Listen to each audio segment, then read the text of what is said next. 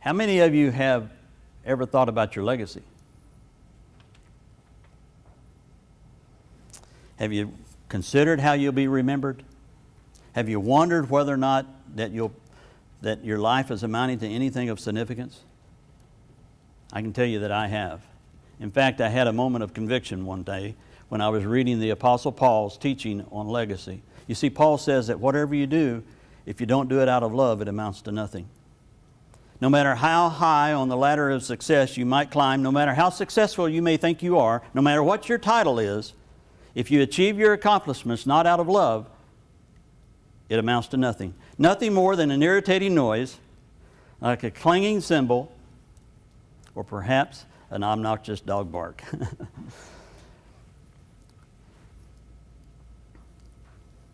But fortunately, Paul gives us a remedy. At the end of 1 Corinthians chapter 12, he says, now I'm going to show you the most excellent way. I'm going to show you the way of life that's best of all. And he does that with one word, the word love. Now fortunately, because in our society today we have all kinds of connotations about love, fortunately Paul gives us a good description of what he means by that. He gives us the attributes of love in 1 Corinthians 13, verse 3 through 7. Now, if you would, I've given you a business card. You probably have put it away, but if you would pull it out, on the back of the business card that has my picture on it is that verse. And I'd like for you to use this card to follow along with me as I read it, because it has some significance to the little story I'm going to share with you. I began reading the verse, love is patient, love is kind, and I realized that if Paul is correct, that I could test the status of my legacy by substituting my name for the word love. So I began reading it this way. Steve is patient. Steve is kind. Steve is not envy, does not boast, is not proud, is not rude. And folks, I couldn't get that far before I began to get that sick feeling in my stomach that, man, my legacy is not amounting to anything. But then I realized I could do something about it. That if I began to change my thoughts and my actions and my behaviors towards this definition, towards these attributes, then I actually could begin to produce something of significance, something of lasting value. And so I began to practice it. I would say, okay, today, Jeff, I'm going to practice being patient. And I it's pretty hard with you, but I'm really going to try to be patient. And the next day I'd say, hey, today I'm going to really try to be kind. And the next day I'm going to really try not to be easily angered. And the more I practice this, the more meaning and purpose I began to feel in my life, the more significance I felt, and the more excited I got about trying to do that. Well, at the time, I was Vice President of Marketing for Freeport, and I'm responsible for the commercial negotiations. These are million-dollar negotiations. Every year we were one of the biggest suppliers in the world. Every year we'd meet with one of the biggest buyers, and when we reached an agreement, it would set the industry benchmark. It would be the kind of thing you'd read in the Wall Street Journal or on the Reuters, okay? Because all the other miners would start selling all their product at the same numbers, and all our other customers would end up expecting the same number. And so it had a great multiplier effect. And so going to this negotiation was always a big deal. In these negotiations, I quickly figured out that love's not my default language. It's really not. And I really had to be intentional about trying to practice these attributes. Such was the case when the week before this major negotiation, the end of the year negotiation, I had purposely set up a negotiation with a weaker buyer the week before, because I wanted a settlement from them that I could use as ammunition over here. And I got that settlement, but I really felt bad about it, because one of the attributes, if you'll see, is love is not self-seeking. I went to that negotiation fully self-seeking to get that deal that I could use over here, and I'd forgot about the relationship. And I didn't like myself about it. In fact, I remember telling the adult Bible study class I was teaching at Covington First Baptist Church how I blew it, and how I hadn't lived up to that standard, and how I really wanted to recommit to that. And would you pray for me as I head off to this next negotiation, the most important negotiation of the year, but not that I get the settlement. That's not the point. The point is that I be steadfast in negotiating in the most excellent way, the way of love. And they said they would, and I went off to the negotiation. Now, I was adamant about it. So I got I got a card, note card, and I cut it the size of a business card. And I began to write this verse on there, love is patient, love is kind. And I realized pretty quickly I was writing it too big of letters because I was going to run out of room. And I ended up having to scrunch up the last part of the verse to the point where I almost couldn't see it.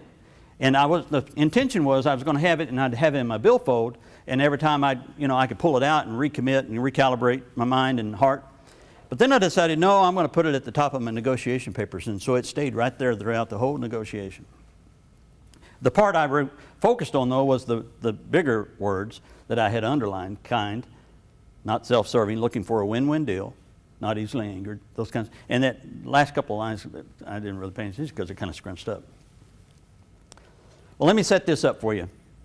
The deal was, our tradition was to negotiate 3 months in a row: October, November, December.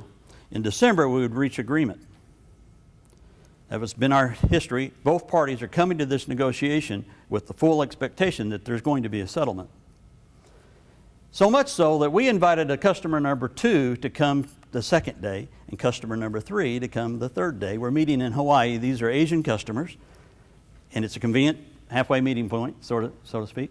And everybody's expecting we're going to have an agreement on day 1. Day 2, we'll roll those terms over with customer number 2 and roll them over to customer number 3 on day 3, right?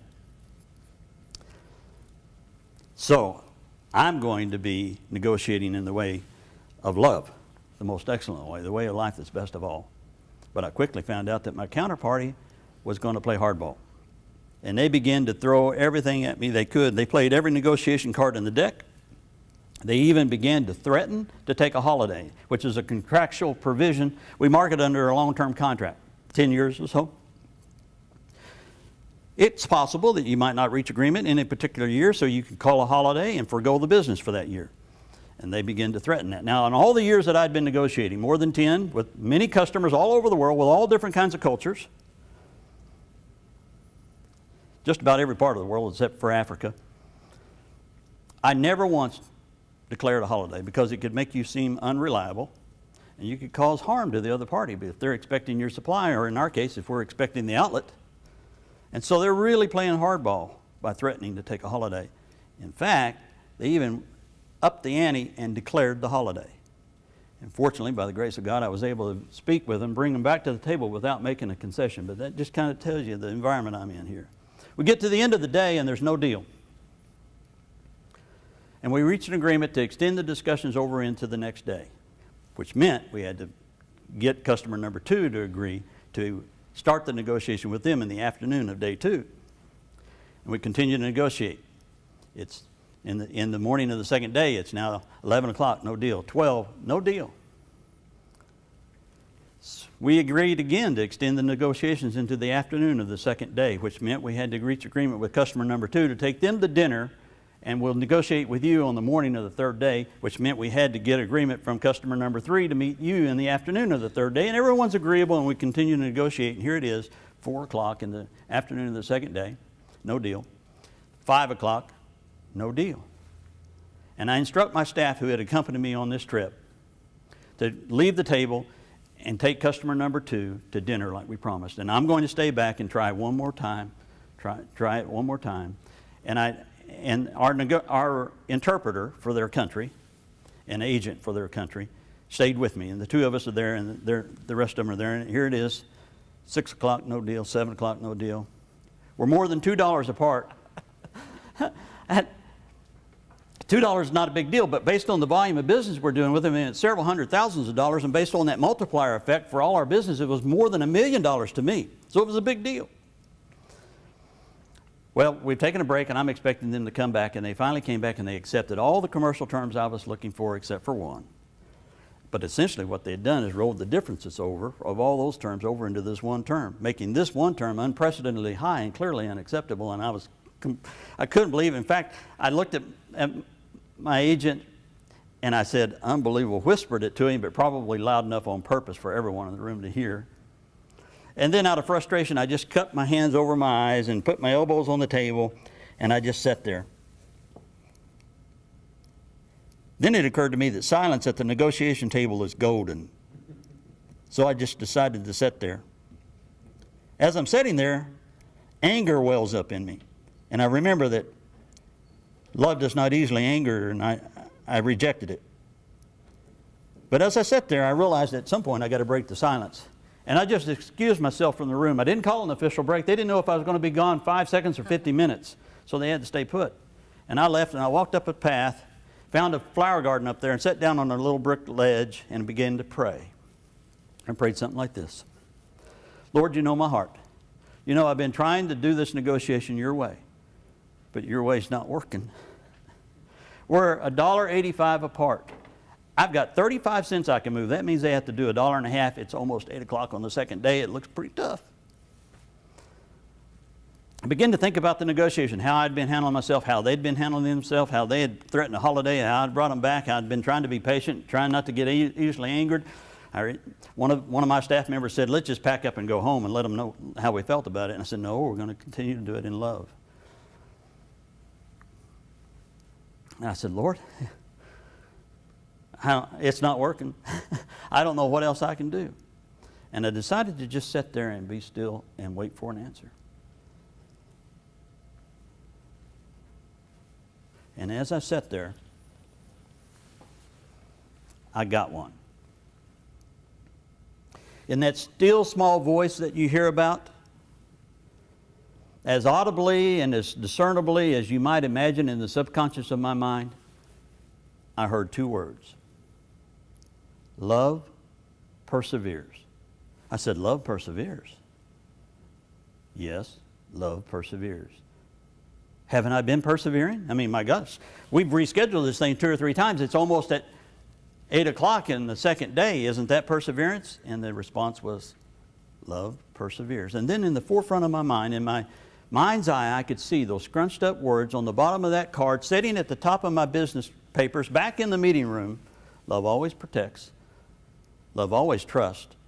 Love always hopes. And love always perseveres. It was as if the Holy Spirit was telling me, trust me. Don't give up hope.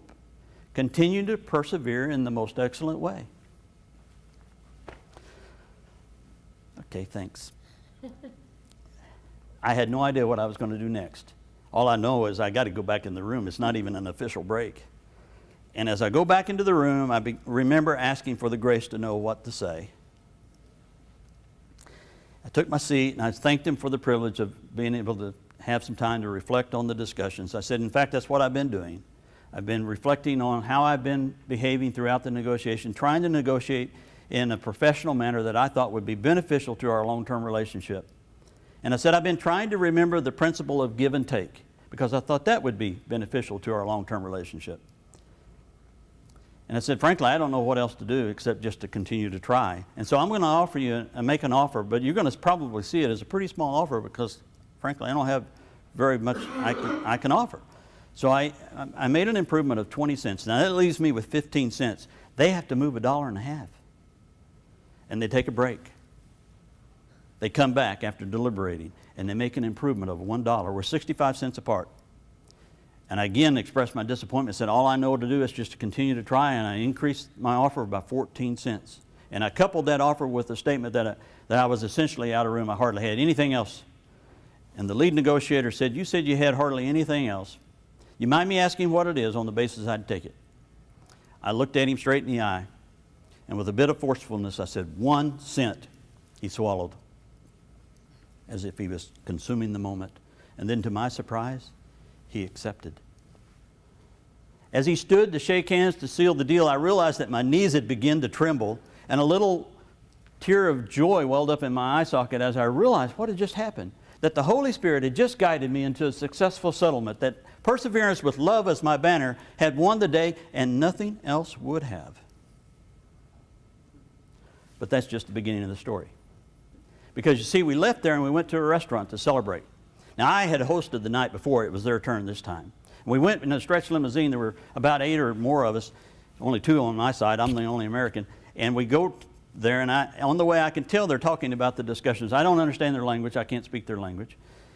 But I could tell. They're not talking to me. They're involved in conversation. And we get to the restaurant, and it's almost closed. I don't remember for sure what time it is, but it was late. And we were the only ones in the restaurant. They agreed to stay open because they knew we were coming. It was a Chinese restaurant. They said it was one of those big round tables with the big lazy Susan in the middle. And what is about to happen next is one of the finest moments in my career. As we took our seats, I sat to the right of the senior executive of their team. As you would expect, they're hosting.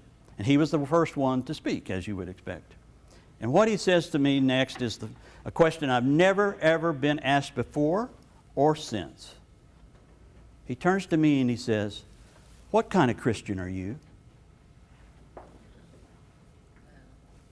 You know, he could have said, "Hey, Steve, how's your family? How are your 2 boys? How's things back at the office in New Orleans? How's the company doing?" All those things that you might expect to have as an opening business discussion. He says, "What kind of Christian are you?" As I was trying to gather my thoughts, it occurred to me that what had just happened. They'd been talking about the negotiation. What was foremost on his mind, what was resident on his heart was this question. We saw something unique, something different. What kind of Christian were you? And as I was trying to think how I should respond, I suppose in trying to explain himself, he said, "We know about Protestants, and we know about Catholics, but what kind of Christian are you?" You see the implication of that statement? It's what he essentially said was, "Steve, we know exactly what kind of person you were like last week. We've seen those kind of guys in action. You know, when I was with that weaker buyer, they're self-serving, trying to get my own deal, but what kind of Christian are you?" And I responded, "Well, I consider myself a Christ follower." "A what?" I said, "Well, I attend First Baptist Church, Covington. I'm a deacon there. It's a member of the Southern Baptist faith, but I really consider myself a Christ follower." "What is a Christ follower?" Then I realized that the door was wide open for me to be able to share the love that God had for them. That God so loved the world that He gave His only begotten Son, that whoever believes in Him shall not perish but have everlasting life. And I did. And I brought them all the way over to Moses in the burning bush, and I explained how God had entered into a relationship with Moses because He desired and wanted a personal relationship with each one of us. And then I brought them all the way up to the death, burial, and resurrection of Jesus Christ, explaining that Jesus has given His own life up as an atonement sacrifice for the sins of the entire world, and He had overcome death so that He could give life, eternal, spiritual life to everyone who believed. And God had made it so simple that that's all is required because He loves us so much. When I got back to the hotel room that night, I remember saying, "Man, it's been a great, good day." Not so much because I'd gotten a good settlement, which I had, and not so much because we'd had a good dinner and great camaraderie and celebration, which we had, and not even so much because I'd had the opportunity to share about the gospel of Jesus Christ and how God loves each of us individually, which I had. No, the reason it had been a great, good day is because for one moment in my life, I actually talked, looked, acted, and behaved like love. For one moment in my life, I actually produced a harvest of significance. For one moment in my life, I actually had established a legacy. For one moment, I actually looked just a little bit like Jesus. But folks, that's just the beginning of the story. Because you see, several years later, I was ushered into early retirement. It came as a shock to the industry. No one had been expecting it, and rightfully so, because it came as a surprise to me. But after 25 years of service with the company, I retired. Immediately started getting all those cards and letters and emails and all those things, phone calls that you would expect to get when you retire. And it was about a month after I had left the company. I'm at home and I get a phone call, and it's from these folks I'd been negotiating with. Should have expected it to take them that long because it's a culture that deals in consensus, and I was dealing with 7 smelting companies from that country along with their agents. So there was like 7 to 10 people, companies involved, and they had formed a consensus, and they said, "We want you to come to our country at our expense. We want you to fly over here. We want to give you a tour of our country, and then we want to host you in a farewell reception at the end of the week. Will you come?" Man, I didn't know if if I should accept it, because I'm not in the industry anymore. There's nothing I can do for these folks at this point. But you know, that wasn't the point, was it? No, the point was I already had done something. And so I decided to go. And I went. We had a great time touring the country. We had a great time at the reception. We began talking about our long-term relationship, all the different things we'd done. We began talking about the supply chain management system we put in place. It gave me a chance to thank them again for the privilege of attending a vessel christening ceremony where we actually launched the vessel for her maiden voyage. And I had been given the privilege of being the one to name this ship, the MS Ratu Timbaga, the Copper Queen. That was a pretty cool time. I remember they gave me a dozen roses, and I'm sitting there holding them, standing on a pedestal as they played the national anthem of the United States in my honor. Sweet, huh? Well, this was a pretty cool time, too, because there's 28 executives from some of the finest corporations in the world present in my honor. And we began talking about some of the negotiations we had had over the years, and we reminisced about some of the lead negotiators that I had worked with. I outlived them. And some of them were there, present in my honor. I'd been working with these folks for more than 10 years. And then the senior executive present begins talking, and I could tell everyone was kind of gathering around to hear what he had to say. And he said, "Do you remember that negotiation that would never end?" And I said, "Boy, I sure do." And he said, and then you could hear a pin drop now, everyone was focused. He said, "It was reported that when that negotiation was over, and when you stood to shake hands, that you had a tear in your eye." Oh man, he immediately brought me back to that point where I'm sitting there at the negotiation table, and I remember my knees wobbling, and that tear of joy welled up. It wasn't a tear that dropped or anything. I had no idea. But I remembered, that was a memory, but man, what the Holy Spirit had just done, He allowed me to have a successful settlement that perseverance with love as my banner had won the day and nothing else would. He hadn't been at the negotiation. I hadn't expected him to say something like this, and I just simply said, "Yes, sir, it's true." That tear, I had no idea that they had seen. I certainly didn't know that they had talked about it, and I had no idea that they had reported it. And until he said what he said, I had no idea that they had remembered it. But that tear represented some significance, a uniqueness. What kind of Christian are you? That tear represented an opportunity for me to be able to tell them probably the most important thing I could ever have shared with them. That tear represented a harvest of significance for me, a bit of legacy, and it gave them the opportunity to honor me in a way that I could have never, ever, ever have imagined. Solomon, the wisest man to ever live. Now think with me a moment here. If the wisest man living on earth today was present among us, sitting among you, and everybody knew it, undisputable, the wisest man to ever live, or currently living, is sitting with us right now. If he was to speak to us, would we want to hear what he had to say? You bet you we would. We'd be fighting over who got to sit next to him. Solomon, the wisest man to ever live, gives us a roadmap to a great legacy. It's as if he gave us a treasure map. Solomon said, "Whoever pursues righteousness and love finds life, prosperity, and honor." It's as if Solomon is saying that our legacy is dependent upon our pursuit of love. God has given us two commands. If He says, roll it all in, everything you've ever been taught, everything you've ever heard, it all rolls up underneath these two umbrellas. Love God and love others. That's our God-given purpose. Paul says nothing else matters except faith expressing itself through love. A key to unlocking your potential is the wisdom that the most excellent way is the way of love. The most excellent way is love. Guys, we cannot rewrite the past. We can't edit out those days when we didn't do things out of love. I can't go back to that negotiation where I was self-serving, seeking that settlement. It's not possible, but you know what is possible? I can author a new script beginning today. It's time to start moving up and in.